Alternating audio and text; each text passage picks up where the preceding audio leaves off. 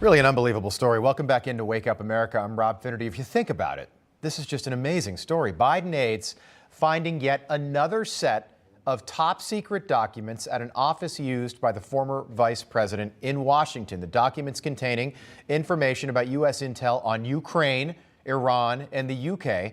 Joining us now for more, former acting U.S. Attorney General Matthew Whitaker. It's great to have you on. This story, there's just so much at play here. It's unbelievable, considering what happened on August the 8th when Mar-a-Lago was raided. I'm wondering why we haven't heard from Merrick Garland, the DOJ, and if you expect a special prosecutor to ultimately be appointed here. Yeah, well, you know what it looks like to me right now is that Merrick Garland doesn't know what to do. He's handed this investigation to the U.S. attorney based in Chicago, who is a Trump appointee, which appears to be his way to insulate himself.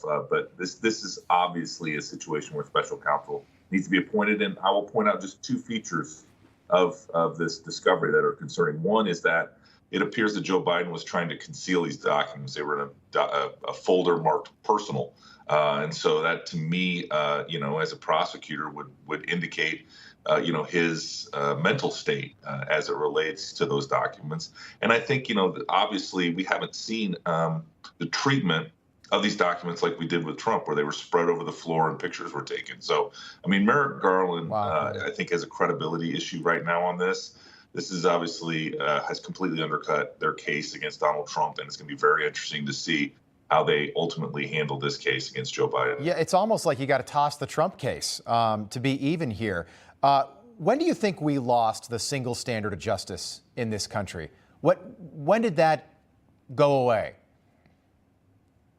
I think it went away in about 2015, 2016, when Jim Comey and others were at the Department of Justice and the FBI, and they, just determined that Donald Trump was too dangerous in their minds for the United States of America. That he, and we saw that the text messages between Peter Strzok and Lisa Page, and there were so many others that just wanted to stop Donald Trump, and they would use any means necessary to do that, and then it spread to people adjacent to Donald Trump, and ultimately you have where people on the right are targeted differently than people on the left, and until we have honest people back in these roles, it's going to continue.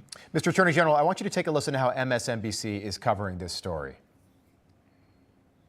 And again, we don't know whether this was anything more than inadvertent error by whoever was packing the documents as they left the Biden White House. But it's significant because it shows that the scope of this may be more broad than we first realized. We were initially talking about a set of less than a dozen documents in one location at the Penn Biden Center. Now it appears there are more classified documents that went astray after Joe Biden left the Obama administration.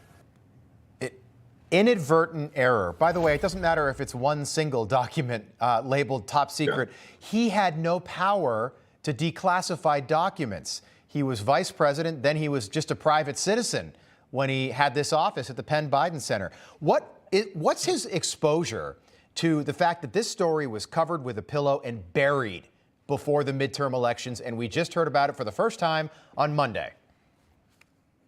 Yeah, I think ultimately, Rob, there's the political hit, which is he's suffering. And again, people like MSNBC are trying to cover for him and explain away. But you just can't spin this because, the situation is, and the bottom line is when you move out of a government office and you have, first of all, you shouldn't have the top secret documents on your desk. But if you do, you handle those differently. And in this case, Joe Biden, quite frankly, Donald Trump, they both took documents that were allegedly not supposed to leave. Now, Donald Trump has a much better argument, and he was president. He could have declassified these documents, and so they no longer were controlled like the documents. Joe Biden had no ability to declassify these documents. Yeah, the Trump documents also guarded and protected by the Secret Service in an office in his private home. Joe Biden's in an office paid for by China. We know that. All the millions of dollars that was anonymously donated, it's really shocking. We'll keep on this story. Matthew Whitaker, thanks for being with us and breaking it down. Appreciate it. Thanks, Rob. Have a great day. You too.